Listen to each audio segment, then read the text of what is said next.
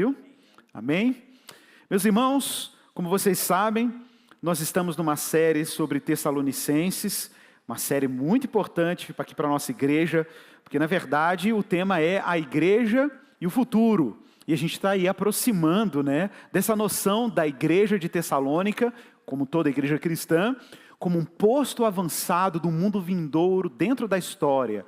A igreja como uma igreja escatológica. E o tema específico de hoje é como orar pela igreja. A gente poderia até dizer como orar como igreja. Basicamente, vamos fazer aqui o que seria uma espécie de anatomia de uma oração apostólica. Como os apóstolos oravam, quais temas eram importantes, ou em específico, como essa oração de Paulo, ou melhor, do time apostólico, curtinha, 3 versículos, diz tanta coisa. Você pode abrir a sua Bíblia, 1 Tessalonicenses capítulo 3, verso 11, leremos do verso 11 até o verso 13. Como de praxe, leio aqui na Nova Almeida atualizada, eventualmente eu faço uso de outras traduções da pregação, mas essa é a leitura base. 1 Tessalonicenses, capítulo 3, verso 11. Vamos ler até e apenas o verso 13. É o finalzinho do capítulo. Diz assim o texto bíblico: que o próprio Deus, o nosso Pai, e Jesus, o nosso Senhor, preparem o nosso caminho para podermos ir visitar vocês. E o Senhor faça com que cresça e aumente o amor de uns para com os outros, e para com todos, como também o nosso amor por vocês, a fim de que o coração de vocês seja fortalecido em santidade, isento de culpa, na presença do nosso Deus e Pai, na vinda de nosso Senhor Jesus Cristo, com todos os seus santos. Vamos orar. Peça a graça de Deus ao pregador, peça a Deus para te livrar de ouvir um homem hoje. Peça a Deus a graça de ouvir a voz do Espírito e o que Deus deseja falar à sua igreja nesse dia. Pai, estou aqui hoje com a tua igreja. Estamos em oração porque queremos ouvir a tua voz. Que o Senhor tenha misericórdia de mim e apesar da minha vulnerabilidade, apesar das minhas fraquezas que podem atrapalhar a pregação do Evangelho hoje, peço ao Senhor um grande livramento para essa igreja. Que ela seja livre de ouvir um homem pretensioso, querendo controlar a palavra de Deus, adestrá-la, manipulá-la, para que eu fale e não o Senhor fale. Livre a igreja disso. O que eu peço ao Senhor junto com meus irmãos, é que teu Espírito hoje nos empodere, nos impulsione, que teu Espírito nos habilite a falar da tua palavra com temor e tremor, mas ao mesmo tempo com coragem, na dependência do teu Espírito. O teu Espírito esquadrinha e sonda todas as coisas, até mesmo as profundezas de Deus, e é baseado nele que nós pedimos graça para anunciar o Evangelho de Jesus em lealdade ao que o Senhor nos deu através das Escrituras. Fala conosco hoje, Senhor. Nós pedimos a tua ajuda, em nome de Jesus. Amém. Amém. Bom, irmãos, no último domingo, vocês acompanharam a mensagem que foi feita aqui nessa igreja também pelo pastor Guilherme, e ele falou aqui para vocês sobre a batalha espiritual da igreja. Para os mais atentos, a linguagem de Paulo na carta aos Tessalonicenses, principalmente no seu início, é carregada de doces afetos. A linguagem de Paulo é uma linguagem cheia de amor. Paulo, ele deseja ver os irmãos de Tessalônica. Paulo não apenas deseja ver os irmãos, mas ele mesmo recebe notícias em primeira mão por seu aluno Timóteo, que traz a reportagem depois da sua visita à igreja de Tessalônica, lembrando que essa missão já tinha acontecido, de que Deus andava fazendo coisas maravilhosas depois da passagem do time apostólico pela capital da Macedônia. O time apostólico, é importante destacar, nós estamos lendo uma carta que, apesar de ser identificada como de autoria de Paulo, ela não é uma carta escrita necessariamente por uma mão. Basta ler os primeiros versos da carta. Lá está claro que Paulo escreve essa carta com a companhia de Silas e de Silvano, ou Silas. Esse é o time, é Timóteo, Paulo e Silas. O time apostólico é o time que dirige essas palavras a Tessalônica. E Paulo faz isso inspirado com as notícias maravilhosas que ele recebe de Timóteo em Atenas. Timóteo relata que a igreja de Tessalônica é marcada por um amor generoso, por uma fé viva, uma igreja que respondeu adequadamente o evangelho. Paulo está inquieto, porque ele se preocupa com a incursão de judaizantes e pagãos, opositores ou franco-opositores da igreja, que poderiam perverter a sã doutrina naquela igreja. Mas o seu coração se aquieta. E ele, cheio de virtude, gratidão, inspirado com a boa nova que ele escuta de Timóteo, continua escrevendo a sua carta de maneira muito atenciosa. E esse trecho, o trecho que nós lemos aqui no verso 11, vem a reboque de outros textos. Se você ler lá o capítulo 2, verso 18, Paulo deixa claro que, apesar do desejo de ver os irmãos de Tessalônica de novo, ele se vê continuamente impedido pelo próprio Satanás. 1 Tessalonicenses 2,18, por isso quisemos ir até vocês, pelo menos eu, Paulo, por mais de uma vez, porém Satanás nos barrou o caminho. Então ele destaca Timóteo, fala, vai lá Timóteo, vai lá ver o que está acontecendo com a igreja de Tessalônica. O temor de Paulo era que os irmãos fracassassem diante das incursões diabólicas. O apóstolo permanece em Atenas, envia Timóteo, e Timóteo traz essa excelente notícia, mas ele não deixa de expressar o seu ardente desejo de rever o que Deus andava fazendo naquela igreja que ele acabara de fundar por missão apostólica. 1 Tessalonicenses 3, verso 10, dá uma olhadinha aí, um pouquinho para trás, no verso 10, diz Paulo que eles oravam. Irmãos, isso aqui é importante destacar. Nem sempre fica claro para nós a dimensão de como a igreja antiga era uma igreja saturada de oração.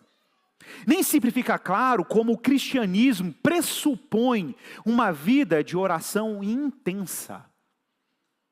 E eu quero insistir nisso aqui.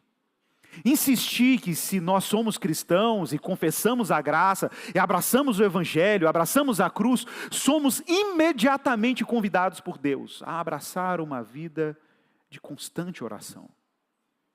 E me permito aqui fazer uma breve admoestação do Espírito, meus irmãos. Minha igreja, o rebanho de Jesus aqui reunido. Gostaria de te convidar a você fazer uma análise pessoal sobre como está a sua vida de oração. Claro, você talvez possa dizer, não, nunca vai ser suficiente, né, Igor? É verdade. Mas eu me dirijo principalmente àqueles que estão vivendo uma vida de oração precária. Aqueles que estão vivendo uma vida de oração capengante. Na verdade, você, irmão, você, irmã, que passa aí uma semana e até se esqueceu da última oração que fez. Irmãos, é absolutamente inviável viver a vida cristã sem uma vida de intencional e fervorosa oração. Vejam bem, o apóstolo Paulo, o apóstolo da graça, o apóstolo do evangelho, o apóstolo dos gentios. Quando você lê essa carta, você vê que Paulo está o tempo inteiro escrevendo e orando. E no verso 10 ele ainda intensifica, ele diz, olha, oramos noite e dia, com o máximo empenho, para que possamos ir vê-los pessoalmente e suprir o que ainda falta à fé que vocês têm. É verdade que Paulo também descreve que, apesar da sua intensa oração, ele sofre franca oposição do inimigo, a ponto de barrar o seu interesse de visitar a igreja de Tessalônica. Contudo, a gente sabe, e isso é irônico, né? Imaginar como é que pode o apóstolo, e aqui é uma igreja que a gente sempre enfatiza a soberania de Deus, a grandeza de Deus, o poder de Deus sobre a história, como que Deus tece a história e de repente a gente vê o apóstolo que ora, o diabo barra e ele é impedido de prosseguir na sua missão nobre, de checar como andava a espiritualidade de uma igreja em Tessalônica. Parece uma contradição. Que petulância do diabo. Como ele pode ter esse poder sobre a missão apostólica, como ele pode ter essa autoridade sobre a missão apostólica, mas irmãos, depende muito da perspectiva. Se eu me lembro bem, Martinho Lutero diz de forma muito evidente, e eu concordo com ele, de que o diabo, no fim das contas, apesar de ter algum poder, ele não tem absoluto poder. Talvez você tenha uma visão maniqueísta de olhar para Deus e o diabo como dois times com 11 jogadores de cada lado, com poderes proporcionais, contudo em lados diferentes. Mas não é essa a visão bíblica sobre o diabo. Martinho Lutero estava certo quando dizia que o diabo é um cão bravo na coleira de Deus. É verdade que ele pode ser bravo, é verdade que ele se enfurece, é verdade que ele pode tentar barrar a missão apostólica, e pode até ter algum êxito nisso, mas no fim ele é um capacho. No fim ele é um servo de Deus. Sim, nesse sentido ele é um servo. Nesse sentido ele é um trabalhador, um prestador de serviço para os planos eternos de Deus. E saiba disso, meu irmão. Se você é cristão, discípulo de Jesus, eventualmente você vai sofrer franca oposição do seu adversário. Mas a razão para desespero, a razão para desamparo? Não, ao contrário, muitas vezes essa oposição diabólica presta um excelente serviço à nossa devoção. Quando através disso Deus desperta no coração dos santos o desejo de orar, talvez dobrar a oração, talvez triplicar a oração, talvez orar como Paulo, noite e dia, para que Deus o conduzisse ao caminho que ele desejava chegar. Veja, irmãos, como a missão apostólica era uma missão pavimentada pela oração. No verso 11, o apóstolo vai dizer que o próprio Deus, o nosso Pai, Jesus, o nosso Senhor, que Ele prepare o nosso caminho para que possamos ir visitar vocês. Já é a oração de Paulo escrita. É surpreendente olhar para esse texto e perceber que Paulo sabe que a oposição de Satanás é permitida por Deus. Porque se Deus está fechando a porta em um determinado trajeto, e a evidência disso é que Satanás está impedindo, isso significa que Deus está direcionando o time apostólico para outra direção. Nesse sentido, de novo, Satanás é um servo de Deus. A pressão do inimigo exige do apóstolo que ele se mova em oração, que ele interceda, que ele mapeie a sua trajetória a partir da vontade de Deus. Isso aqui é importante, meus irmãos, porque Paulo, ele não opera por uma lógica, como a lógica do homem moderno, de que os ritmos da nossa vida são pavimentados pelos nossos planos. Você acorda de manhã, faz um planejamento estratégico, etapas, procedimentos, budget, orçamento. Você faz um plano de médio prazo, longo prazo, longitudinal, e eu falo, nossa, eu segui esses procedimentos, eu vou alcançar o sucesso, a autorrealização, eu vou mudar de cidade, porque afinal de contas eu escolho o que é melhor para mim, minha família vai ter melhores oportunidades profissionais e financeiras, e aí você vai construindo toda a sua vida em cima disso. Mas Paulo não se dá o direito de fazer isso. Paulo e o time apostólico têm seus planos, seus movimentos, suas direções, todas costuradas, pavimentadas pela oração. E ele diz que o próprio Deus e nosso Pai, e Jesus o nosso Senhor, preparem o nosso caminho. Eles não se dão o luxo de determinar ou se autodeterminar, ou de escolher o que é melhor para a sua existência. Ao contrário, eles querem andar por um caminho pré-pavimentado pelo próprio Deus. Sabe aquela história do crente que vai fazer concurso público? E aí ele faz a oração, Deus me abençoa, se eu passar é de Deus, se eu não passar não é de Deus. Quem te falou isso? Quem te falou que se você for aprovado numa prova com sucesso e primeiro colocado, isso significa que Deus te quer naquele lugar? Quem te falou isso? Você nunca se perguntou sobre isso, não? Se pergunte. A razão é evidente, a razão por trás dessa pretensa oração piedosa sobre as escolhas da vida, é que ao invés de Jesus passar pelo caminho e dizer, vem e me segue, é você que diz para Jesus, vem e me segue. Eu já tenho meus planos definidos, já tenho tudo planejado, Jesus, olha que legal, vem cá para você ver o meu projeto, olha que bonitinho, eu passei até em primeiro colocado no concurso, abençoa, Senhor, batiza, passa o óleo ungido aqui, consagra os meus planos para ti. Espera aí. Paulo não se dá o luxo de dar um passo na sua vida sem que ele ande por caminhos pavimentados por Deus. Paulo sabe que a agenda da existência dele, o calendário da vida dele, é baseado no que Deus quer e não no que ele quer. Jesus passa e fala, vem e me segue, só me segue. Nesse sentido, sim, às vezes o diabo é usado como instrumento de Deus para travar processos, para fazer coisas darem errado. para disciplinar um coração impenitente e para despertar no coração do incrédulo a fé e a vida de oração. Paulo, em 2 Coríntios capítulo 12, verso 7, descreve exatamente esse tipo de relação de oposição com o diabo. Você sabe, Deus responde orações às vezes com sim, mas Ele também responde com um não.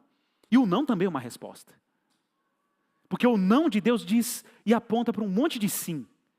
Em grande medida, a vida de oração de um cristão, ela é construída a partir de uma intercessão intensa do Espírito. Romanos capítulo 8, Paulo diz, como nós não sabemos orar como convém, o Espírito intercede por nós e em nós, com gemidos inexprimíveis, para que a nossa oração seja educada a desejar outra vontade, a de Deus.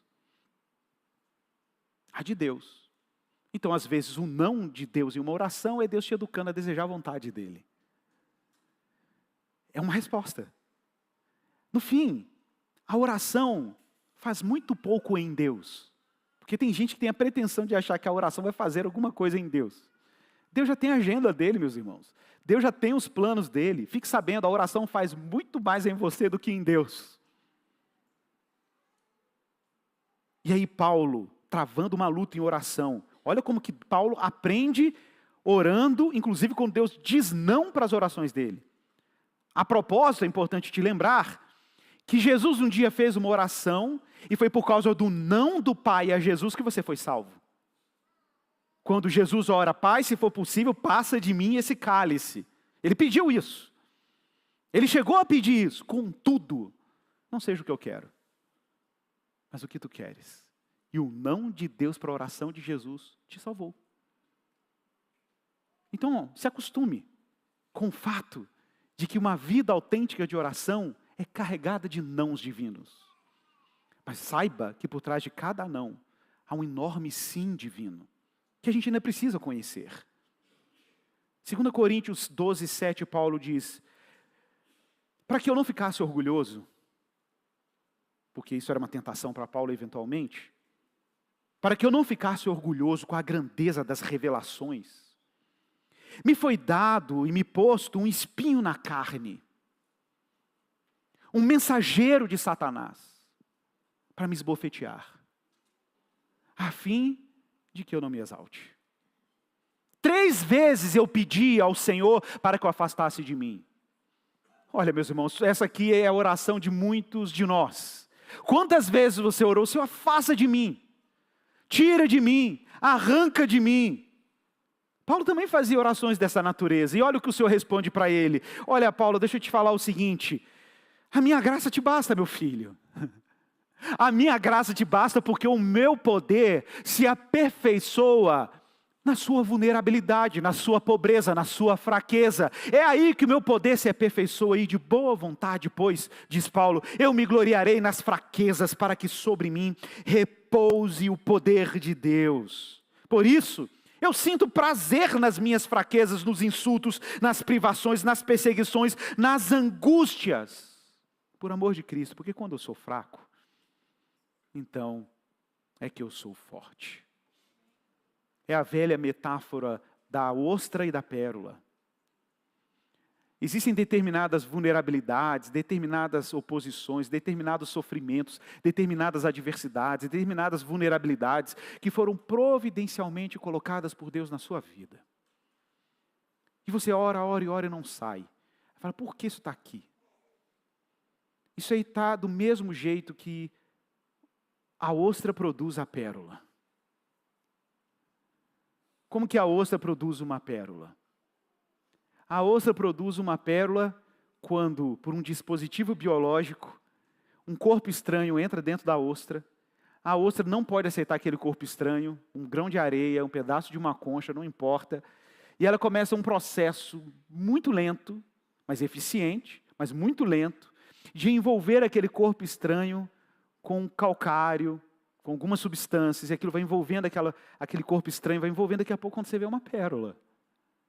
Meu irmão, dependendo do tipo de virtude, dependendo do tipo de glória, do tipo de capacidade, dependendo do tipo de pessoa que Ele quer forjar em você, determinados corpos estranhos, determinadas vulnerabilidades, são providencialmente colocadas na nossa vida.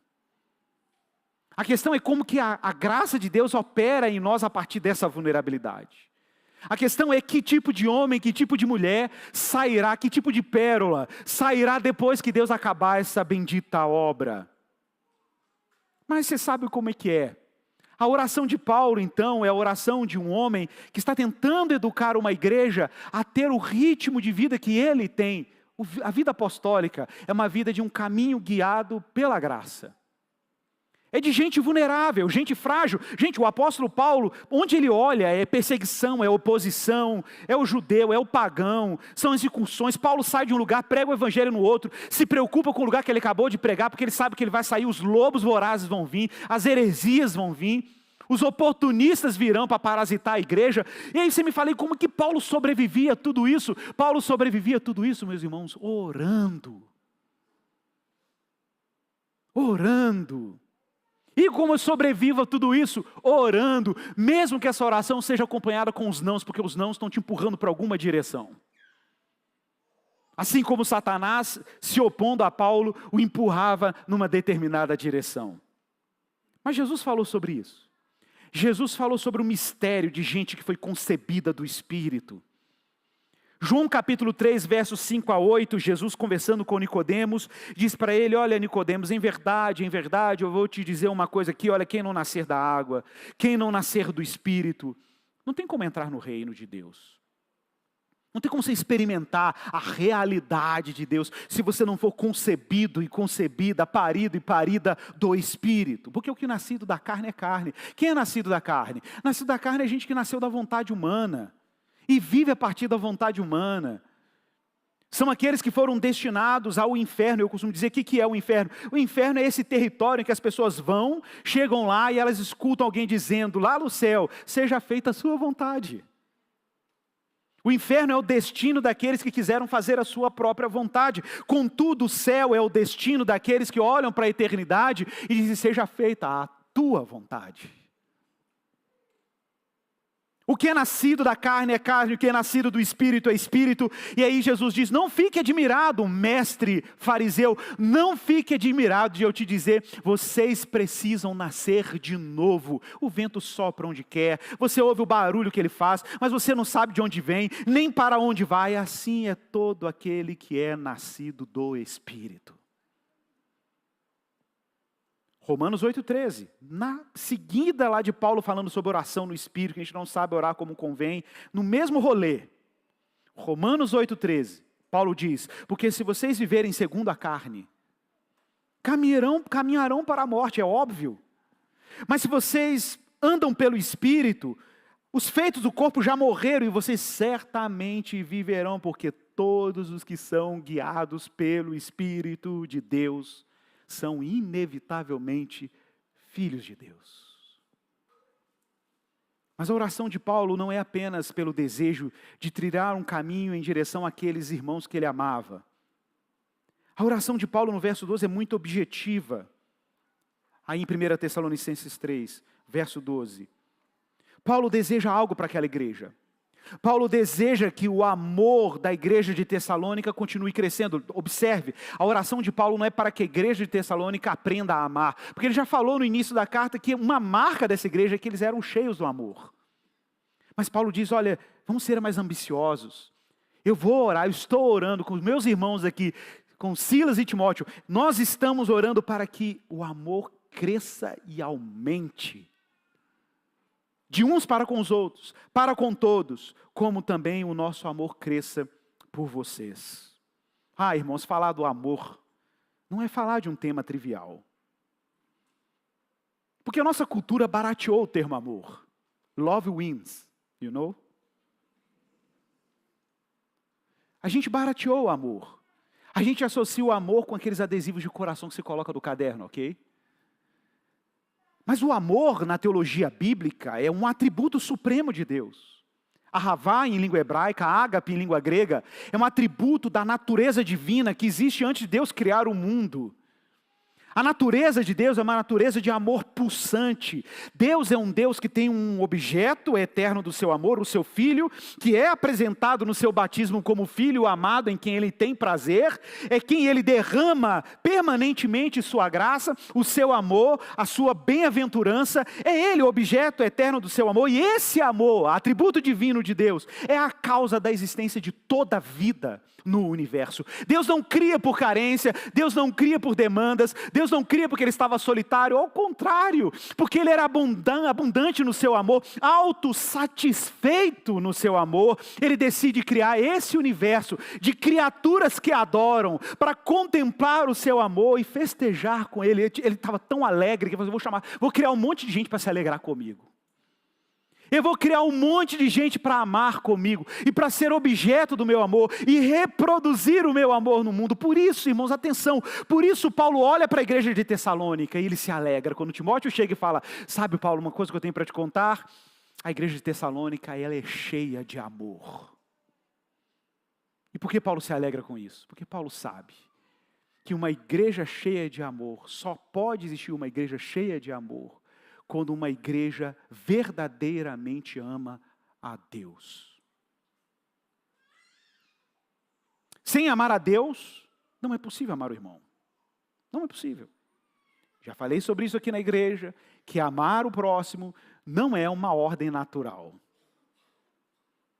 Amar o próximo não é uma disposição natural. Amar o próximo nos termos da teologia bíblica do amor implica num milagre. Deus tem que despertar, te libertar da avareza relacional. Deus tem que te libertar da autoafeição. Deus tem que te libertar do espelho narcisista de autoafeição. Deus tem que te salvar do egoísmo autoafeiçoado. Deus tem que te arrancar de você mesmo para você viver o milagre de amar o próximo.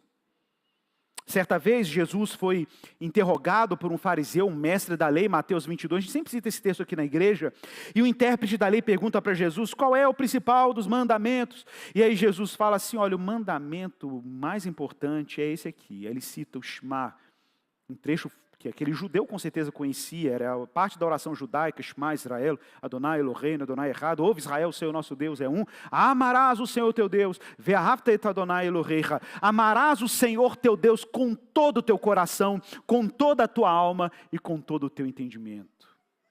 E de novo, nós podemos correr o risco agora de achar que amar o Senhor é uma apreciação, igual você aprecia vinho e café. Você pode achar que é uma mera apreciação, um mero respeito, uma mera admiração superficial. Mas amar o Senhor teu Deus com todo o teu coração, alma e entendimento é um pouco mais do que isso. Permitam-me citar aqui a minha segunda santa católica, né, que é o primeiro é Agostinho, né? E eu gosto de Teresa de Ávila. Minha filha chama Teresa por causa dela. E uma das coisas que mais me impressionam na história de Teresa de Ávila é como essa mulher, ela era louca de amor por Jesus.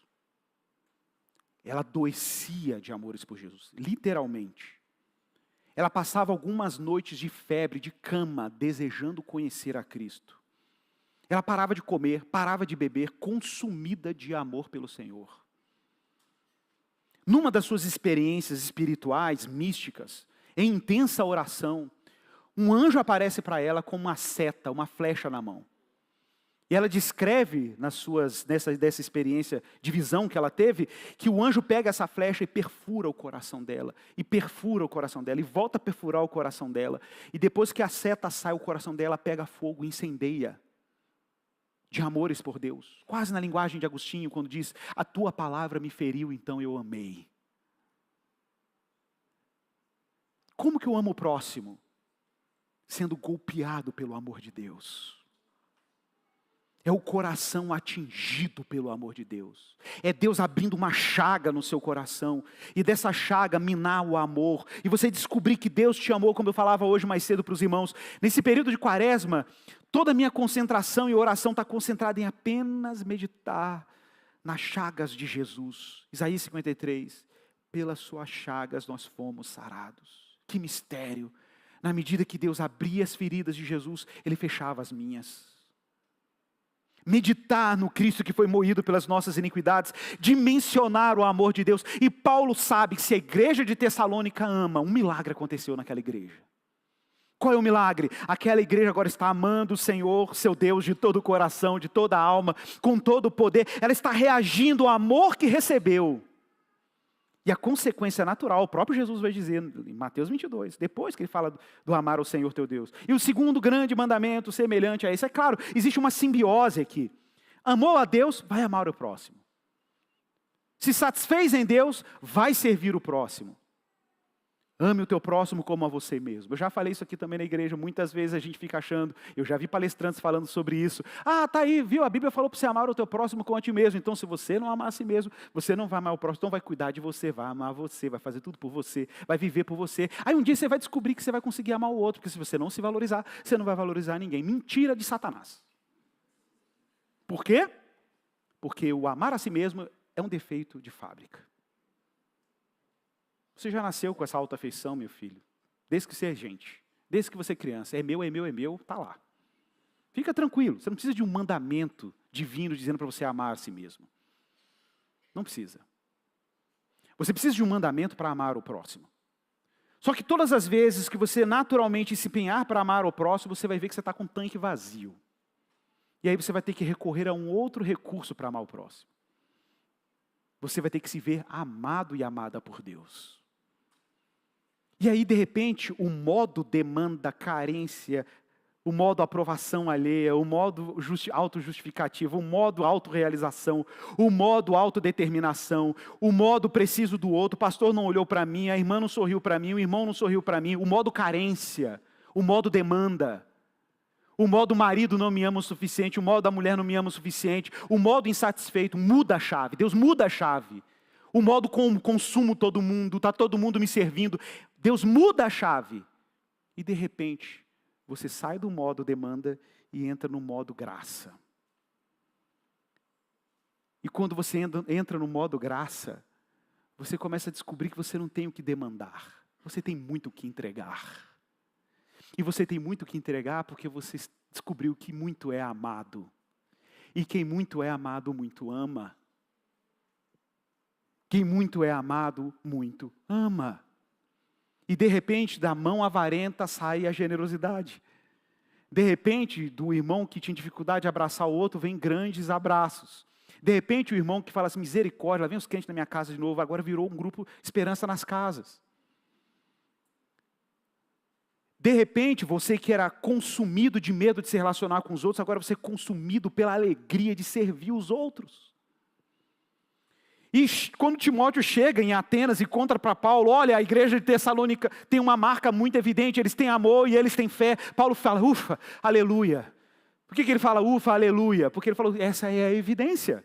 É a evidência que essa igreja está amando a Deus. É a evidência de que essa igreja está raptada por amor a Deus. Irmãos, o amor a Deus tem um poder extraordinário, porque quando nós amamos a Deus, e o amor de Deus atinge, fere os nossos corações, e nós começamos a amar o outro, Deus começa a dar evidências na forma como a igreja funciona, como a comunidade funciona, que Cristo está presente. A igreja vira o que a gente chama de um contexto de plausibilidade. O que é isso? A pessoa chega na igreja cristã verdadeira, e vê como um ama o outro, como um serve o outro, ela fala assim, puxa, tem alguma coisa aqui que não é natural. Tá, no primeiro momento ela vai apostar no cinismo, vai falar, esse povo deve estar tudo fingindo que ama. Esse povo deve estar tudo fingindo, deve ser uma performance. Isso aqui deve ser pouco, mas se eu comer uns 3, 4 pacotes de sal com esse irmão, quero ver se ele vai dar conta. Aí você dobra a aposta, triplica a aposta, quadriplica a aposta. E aí você começa a observar. Vou dar um exemplo recente, dessa igreja. Nós temos um casal de irmãos aqui, a Jússi e o Hugo, queridíssimos, que serviram de forma abnegada durante 2 anos e meio, acompanhar a nossa família de refugiados dessa igreja.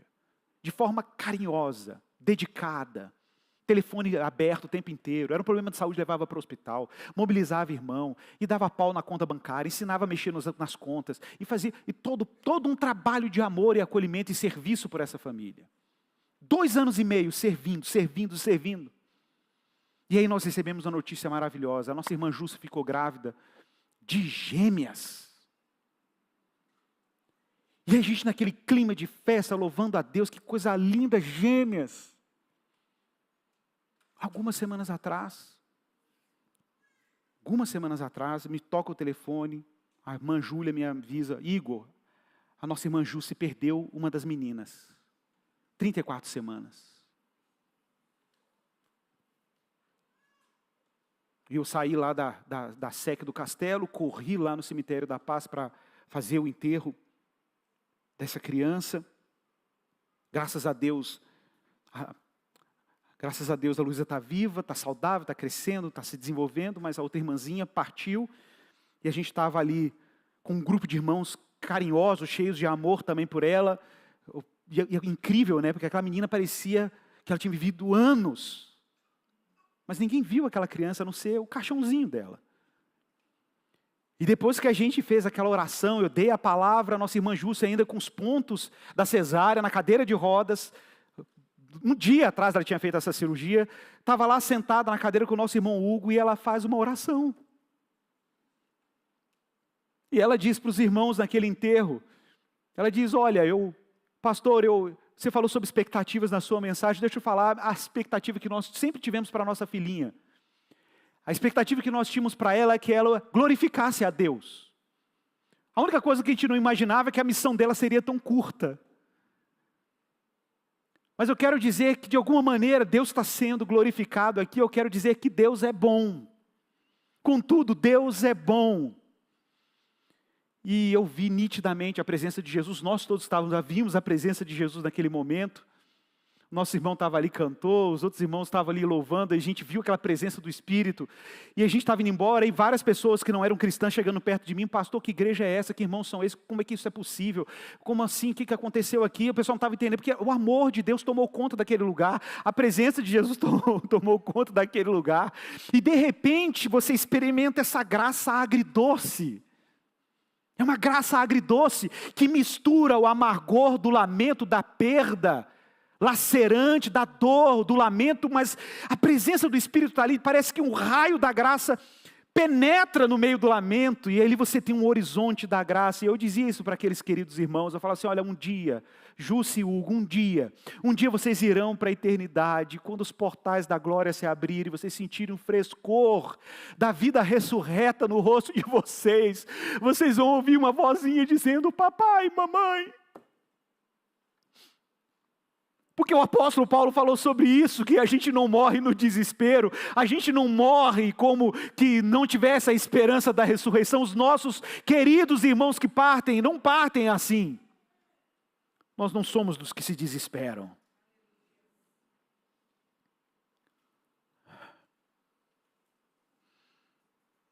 Mas o amor da igreja estava lá presente. O amor da igreja estava lá. Que era um monte de gente marcada pelo amor de Deus e distribuindo o amor de Deus. Abra sua Bíblia, 1 João capítulo 4, verso 7. Com essa perspectiva tridimensional do amor, densa do amor, selvagem do amor. 1 João 4, 7. O apóstolo do amor, o apóstolo amado, João. Sabe João, que deitava no peito de Jesus da última ceia, só querendo ficar ali, desfrutando do amor de Deus, do pulsar do coração do seu Senhor. Ele escreveu isso que você vai ler agora. Existe uma teologia do amor. Amados, amemo-nos uns aos outros. Porque o amor procede de Deus e todo aquele que ama é nascido de Deus. O amor não procede de outro lugar, meu irmão. Não é natural, procede de Deus. E todo aquele que ama, eu tenho certeza, nasceu de Deus. Foi parido por Deus. Foi concebido por Deus. E ele conhece a Deus. Olha, quem não ama, fique tranquilo, não conhece a Deus. Pois Deus é amor. É um atributo dele. É o atributo máximo dele. É o amor.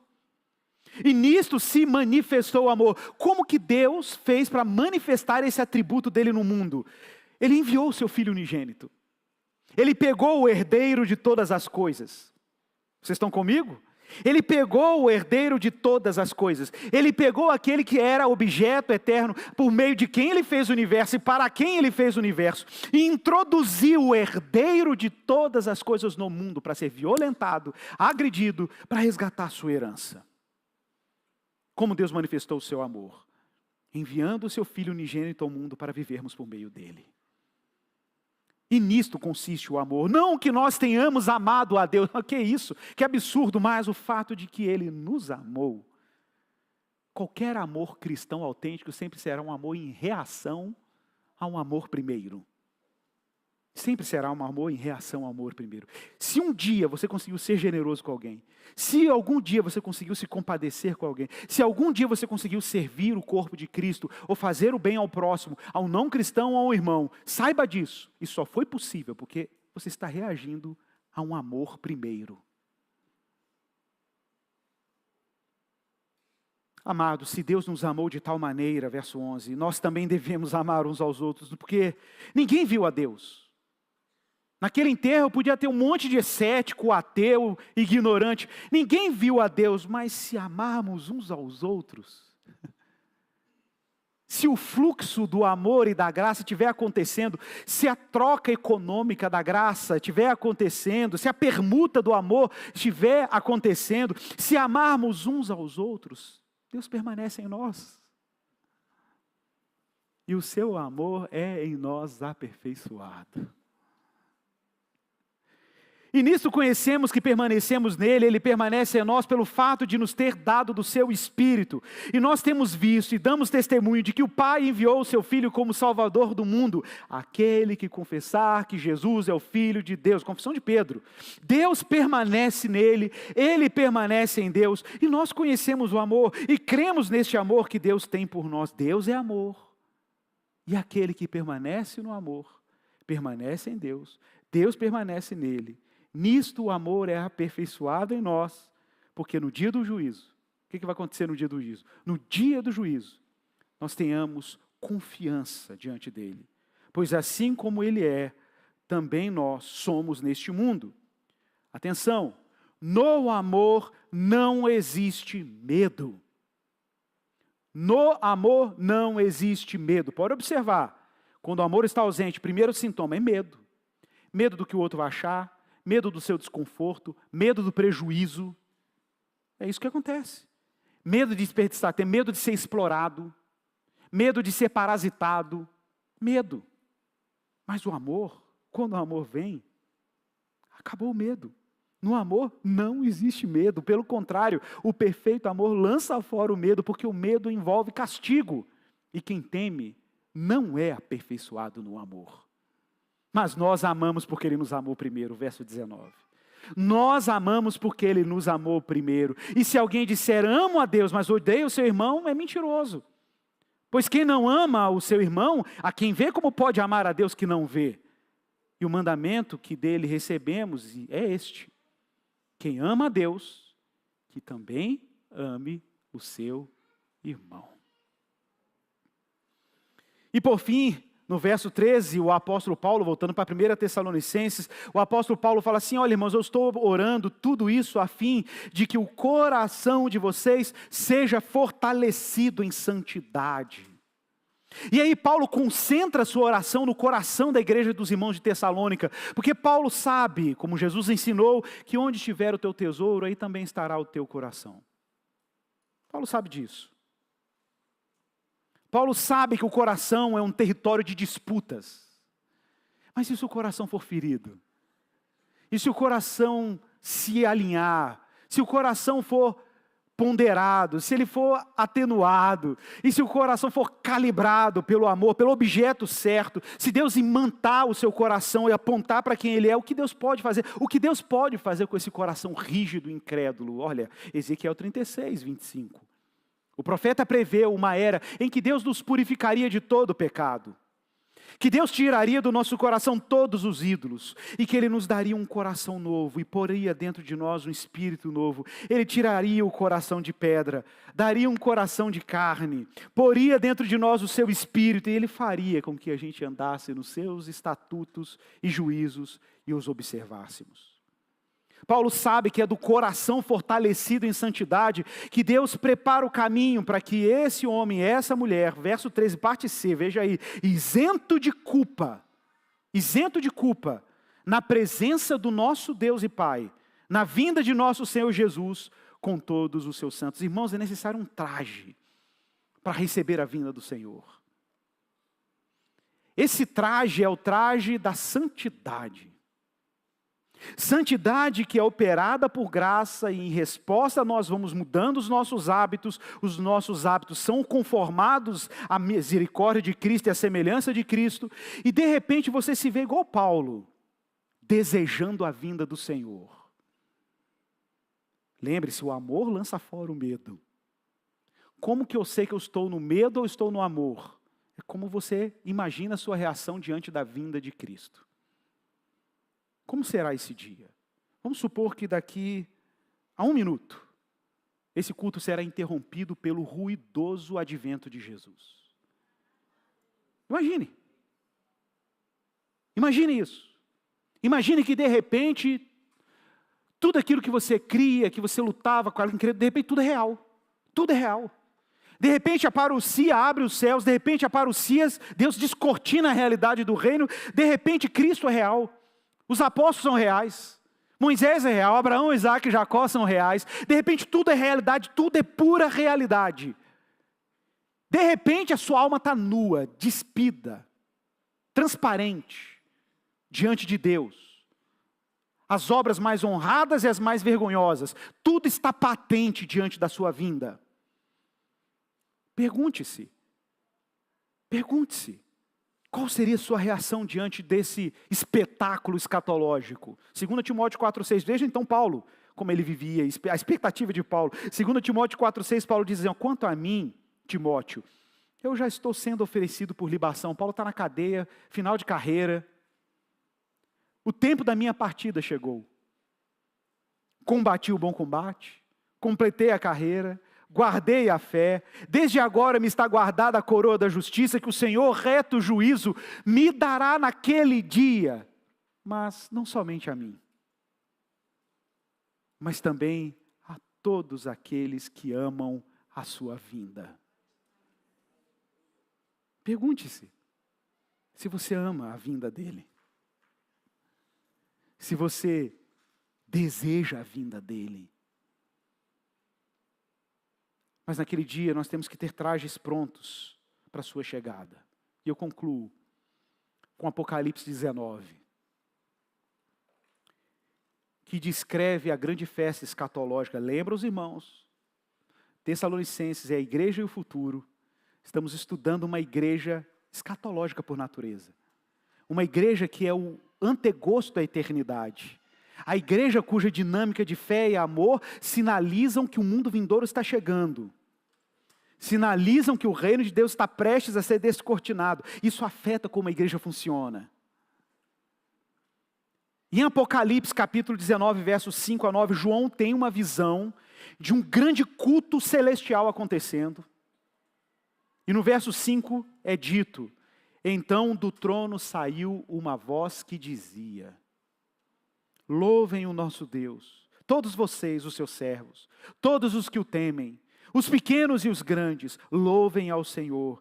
Então ouvi uma voz que parecia ser a voz de uma grande multidão, uma voz como de muitas águas, como de fortes trovões, dizendo, aleluia, pois reina o Senhor nosso Deus, o Todo-Poderoso. Alegremo-nos, exultemos e demo-lhes a glória, porque chegou a hora das bodas do Cordeiro. E a noiva dele já se preparou. A ela foi permitido vestir-se de linho finíssimo, resplandecente e puro. Porque o linho finíssimo, adivinha o que é o linho finíssimo? O próprio João ouve o dizer, porque o linho finíssimo são os atos de justiça dos santos. Esse é o traje da igreja. A santidade é o traje da igreja.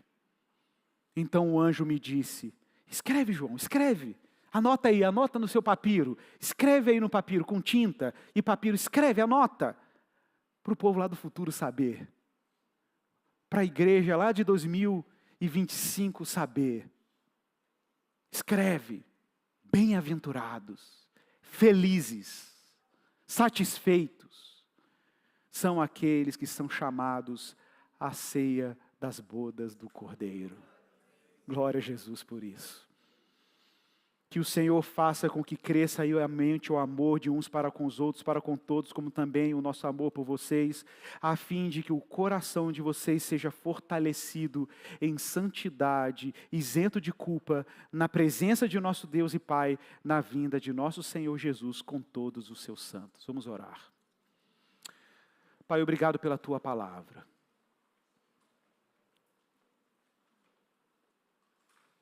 Obrigado pela obra de Jesus de Nazaré no corpo de Cristo. Obrigado porque o Senhor está distribuindo o Teu amor e ferindo corações. O Senhor penetra o Evangelho como uma espada afiada em corações rígidos. O Senhor quebranta corações endurecidos. E o Teu Espírito transplanta e transforma corações rígidos em corações maleáveis de carne. E ali o Senhor escreve a Sua lei, ali o Teu Espírito desperta o coração, e ali o Senhor transforma as vidas infrutíferas, áridas, egoístas, em vidas amorosas. Eu oro para que o Senhor marque esse meu irmão e essa minha irmã, como colaboradores que entregam seus bens de serviço, compaixão, hospitalidade, dádivas e dons para enriquecer essa economia maravilhosa que dá testemunho da realidade de Deus.